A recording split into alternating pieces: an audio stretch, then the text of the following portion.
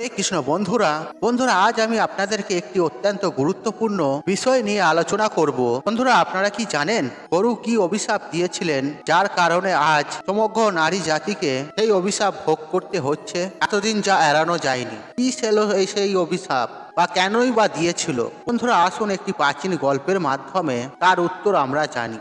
বন্ধুরা এক সময়ের কথা, পরমেশ্বর ভগবান শ্রীকৃষ্ণ রাজ সিংহাসনে বসেছিলেন। তখন নারদমণি তার কাছে আসেন এবং তাকে জিজ্ঞাসা করেন, হে প্রভু, আজ আমি মৃত্যুলোকের মানুষদের কাছে ঘুরে বেড়াচ্ছিলাম, আর তখন একজন মহিলা আমাকে জিজ্ঞাসা করলেন, সত্য যুগে যখন মহিলারা সন্তানের জন্ম দিত তখন শিশুরা জন্মের সাথে সাথে হাঁটা শুরু করত, কিন্তু এখন আর হয় না। এমনটা কেন প্রভু? এই প্রশ্নের উত্তর আমার জানা ছিল না, সেই জন্য প্রভু আপনার কাছে এসেছি। দয়া করে এই প্রশ্নের উত্তর বলুন আমায়। আর তখন শ্রীকৃষ্ণ বলেন, আপনার এই প্রশ্ন সমগ্র মানব জাতির কল্যাণ হেতু খুবই গুরুত্বপূর্ণ।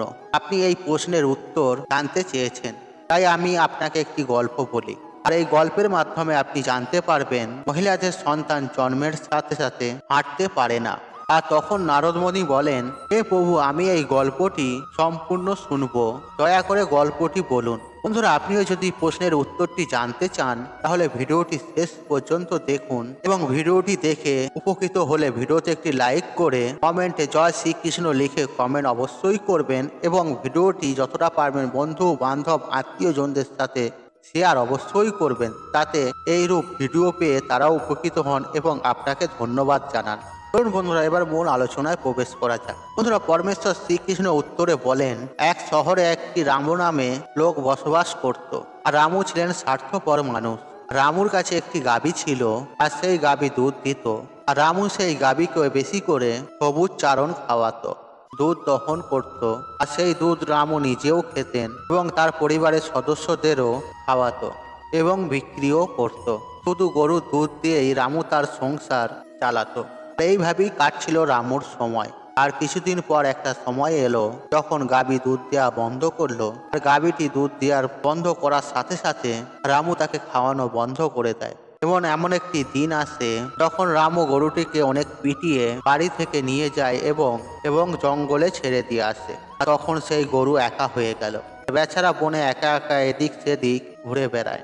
এইভাবে ঘুরতে ঘুরতে সে একদিন পৌঁছালো জঙ্গলের একটি মন্দিরের কাছে, এবং সে ঈশ্বরের কাছে প্রার্থনা করে বলে, হে ভগবান, আমি আপনার কাছে বিনতি করি, আপনি আমাদেরকে গরুর জন্ম দিয়ে কেন এমন অন্যায় করেছেন?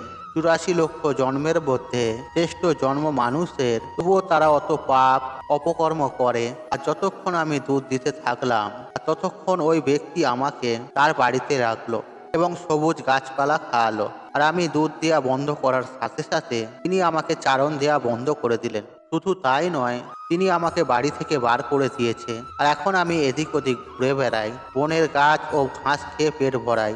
হে ঈশ্বর, আপনার তৈরি করা সর্বশ্রেষ্ঠ জন্ম মানুষের, আর এই মানুষ এত কেন স্বার্থপর এবং লোভী? এরপর ভগবান শ্রীকৃষ্ণ বলেন, সময় ধীরে ধীরে কেটে যায়। বেচারা গরু এদিক ওদিক ঘুরতে ঘুরতে একদিন রামুর দরজায় আসে। রামু আবার লাঠি নিয়ে সেই গরুকে মারধর করে বনের দিকে তাড়িয়ে দেয়। আর এইভাবেই কিছুদিন কেটে যায় এবং গাভীটি আবার গর্ভবতী হন। আর যখন 3-4 মাসের গর্ভবতী হয় তখন সেই জঙ্গলের মধ্য দিয়ে যাচ্ছিলেন এক মহিলা।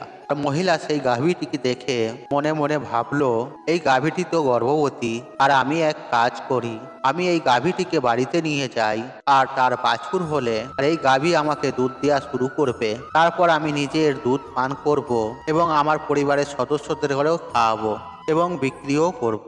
আর এই বলে মহিলা তার স্বামীকে ডাকতে গেল আর সেই গরুটিকে ধরার জন্য। সে যখন তার স্বামীকে নিয়ে এসে সেখানে উপস্থিত হন, আর ততক্ষণ ওই গরুটি সেখান থেকে চলে যায়।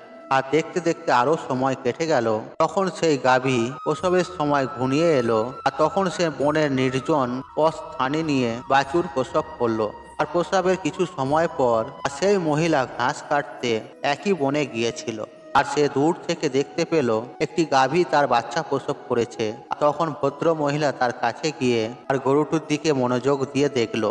বলল, আরে সেই গাভীটা, আর ইতিমধ্যে বাছুর প্রসব করেছে।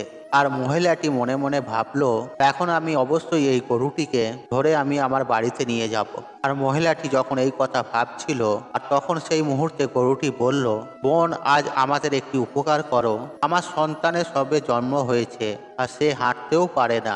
তুমি যদি তুলে তাকে আমার কাঁধে রাখো, আর আমি আমার সন্তানকে নিয়ে নিরাপদ স্থানে চলে যাব। কারণ আমার সন্তান 8 মাস পর হাঁটতে পারবে। এরপর পরমেশ্বর ভগবান শ্রীকৃষ্ণ বললেন, নারদ মুনিকে বলেন, মহর্ষি নারদ, আগে এমনটা ছিল না। বাছুর জন্মের 8 মাস পর নিজের পায়ে হাঁটতে সক্ষম হতো। আর তখন নারদ মুনি বললেন, হে প্রভু, তারপর কি হলো আপনি বলুন। তখন পরমেশ্বর শ্রীকৃষ্ণ বললেন, কাবির এই কথা শোনার মাত্রই সেই মহিলা উচ্চস্বরে হাসতে লাগলো এবং বললেন, তোমার সন্তান নোংরা হয়ে পড়ে আছে, আর কেন আমি তোমার সন্তানকে তুলে তোমার কাঁধে রাখবো, আর আমি কেন তোমার ওপর দয়া করব। আর এই বলে সে মহিলা আর গরুটিকে নিয়ে মজা করতে করতে সেখান থেকে চলে যায়। আর সেই সময় গরুটি ছিল নিরুপায়, আর সে তার সন্তানকে তুলতে পারেনি। তাই সেই মুহূর্তে গরুটি অনেক দুঃখ পেয়ে তাকে অভিশাপ দেয়। আর অভিশাপ দিতে গিয়ে বলল, আজ যাও, এখন তোমাদের সন্তান জন্মের পরেই হাঁটা শুরু করে, কিন্তু আজ আমি তোমাদেরকে অভিশাপ দিচ্ছি, আর এবার থেকে তোমাদের সন্তান জন্মের 10 মাস পরেই নিজের পায়ে হাঁটতে পারবে। আর আমার সন্তান আজ হাঁটতে পারছে না, আজকের পর জন্মের সাথে সাথে সে তার পায়ে হাঁটতে পারবে। আর এরপর পরমেশ্বর শ্রীকৃষ্ণ বলেন, হে নারদমণি, গরুর এই অভিশাপের কারণে আজ মহিলাদের সন্তান জন্মের সাথে সাথে তাদের পায়ে হাঁটতে পারে না। আর সত্য যুগেই সুখদেব জন্মের পরেই নিজের পায়ে হাঁটা শুরু করেছিলেন, আর বেদ ব্যাসও জন্মের পরেই নিজের পায়ে হাঁটা শুরু করেছিল। আর এটা ছিল সত্য যুগের কথা, কিন্তু কলিযুগে তা হয় না। আর কলিযুগে জন্মের পর শিশুরা নিজের পায়ে হাঁটতে কমপক্ষে 9 মাস থেকে 10 মাস সময় লাগে। আর এর কারণ হলো গরু সমগ্র স্ত্রী জাতিকে অভিশাপ দিয়েছিল।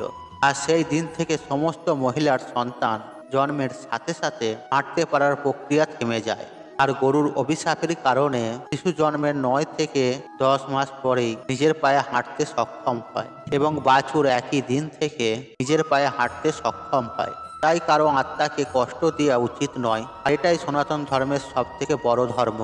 বন্ধুরা, অন্যের দুঃখে দুঃখী হওয়া এবং অন্যের আশীর্বাদ অর্জন করাই সব থেকে বড় ধর্ম। তাই আমাদের উচিত অসহায় পশু পাখিকে সাহায্য করা। আর গরুর অভিশাপের কারণেই যত পশু পাখি আছে তাদের সন্তান জন্মের পরেই হাঁটা শুরু করে দেয়। এর ফলে নারীর শিশুদের ওপর এমন বিরূপ প্রভাব পড়ে যে জন্মের পরে নারীর সন্তানরা হাঁটতে পারে না। আর একজন নারীর ভুলের কারণে সমগ্র নারী জাতি এখন এই অভিশাপের ফল ভোগ করছেন। তাই বন্ধুরা, কখনোই পশু পাখিকে আঘাত করা উচিত নয়, বিশেষ করে তো গোমাতাকে। কেননা গোমাতার মধ্যে 33 কোটি দেবদেবীর বসবাস থাকে। তাই আপনার বাড়িতে যদি গোমাতা বা গাভী আসে, তাকে কিছু চারা খাওয়াবেন এবং তাকে জল পান করাবেন, কিন্তু তাকে তাড়িয়ে দেবেন না, এবং কি কোনো পশু পাখিকেও আঘাত করবেন না। বন্ধুরা, এই তথ্যটি আপনাদের কেমন লেগেছে তা কমেন্টে অবশ্যই জানান। আর একই সঙ্গে কমেন্টে লিখুন, জয় শ্রীকৃষ্ণ, রাধে রাধে। বন্ধুরা, আশা করছি এই ভিডিওটি আপনাদের ভালো লেগেছে। তাহলে ভিডিওতে একটি লাইক করুন, একটি কমেন্ট করুন, শেয়ার করুন, এবং বন্ধু বান্ধব আত্মীয়জনদের সাথে শেয়ার অবশ্যই করুন। মনে রাখবেন, আপনার একটি শেয়ার অনেক মানুষকে উপকৃত করে তুলতে পারে। আর আপনি যদি আমার চ্যানেল নতুন হয়ে থাকেন, তাহলে চ্যানেলটি অবশ্যই সাবস্ক্রাইব করুন এবং পাশে থাকা নোটিফিকেশন অন রাখুন। কারণ নিত্য নতুন ভিডিও সবার আগে দেখার জন্য ঈশ্বর আপনার মঙ্গল করুক। আপনি সুস্থ থাকুন, নিরোগ থাকুন, আপনার দিন মঙ্গলময় হোক। হরে কৃষ্ণ কৃষ্ণ কৃষ্ণ হরে হরে, রাধে গোবিন্দ, রাধে রাধে।